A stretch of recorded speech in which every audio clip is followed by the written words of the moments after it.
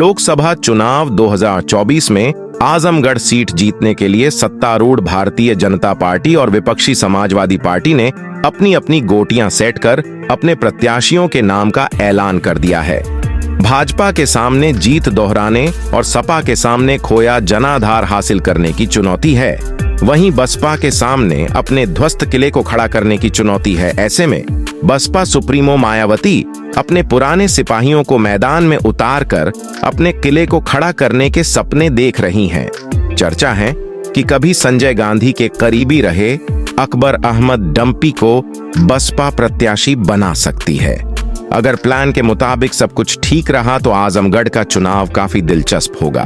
सपा की रणनीति कारण कि आजमगढ़ में एक तरफ जहां बड़ा मुस्लिम चेहरा होने का डंपी को फायदा मिलेगा, वहीं डंपी की सवर्ण बिरादरी में अच्छी पकड़ भाजपा की मुश्किलें बढ़ेगा। इसके बाद आजमगढ़ में त्रिकोणीय लड़ाई देखने को मिल सकती है। राजनीति के जानकार कहते हैं कि इस बार आजमगढ़ सीट पर मुकाबला कड़ा रहने वाला है। सपा ने भाजपा की घेराबंदी के लिए बसपा के पिछले उम्मीदवार गुड्डू जमाली को अपने पाले में लाकर लड़ाई आसान कर ली है। MY समीकरण के जरिए सपा यहां बाजी मारना चाहती है।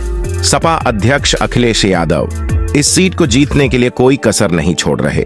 उनका पूरा जोर यहां अन्य जातियों के साथ यादव व मुस्लिमों को पूरी तरह साधने पर है। भाजपा अपनी जीत को दोहराने का दावा कर रही है। इस बीच बसपा सुप्रीमो मायावती का एक मास्टर प्लान ने दोनों खेमों में खलबली मचा दी है। चर्चा है बसपा एक बार फिर अकबर अहमद डंपी को मैदान में उतार सकती है। बता दें कि वर्ष 1998 के लोकसभा चुनाव में बसपा ने मुस्लिम दांव खेला और संजय गांधी के करीबी बाहुबली अकबर अहमद डंपी को मैदान में उतार दिया। वहीं सपा ने फिर बाहुबली रमाकांत पर दांव लगाया। ये आजमगढ़ का अब तक का सबसे चर्चित चुनाव रहा।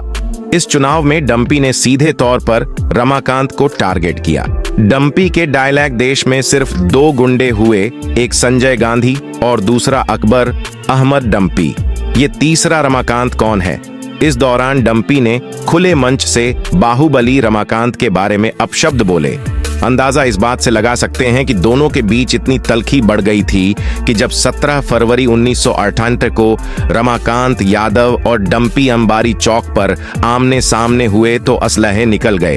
ये अलग बात है कि दोनों तरफ से सिर्फ हवाई फायरिंग की गई। अपनी भाषा के दम पर ही डंपी रमाकांत विरोधियों को अपने पक्ष में लामबंद करने में सफल रहे और वोट हासिल कर चुनाव जीत लिया।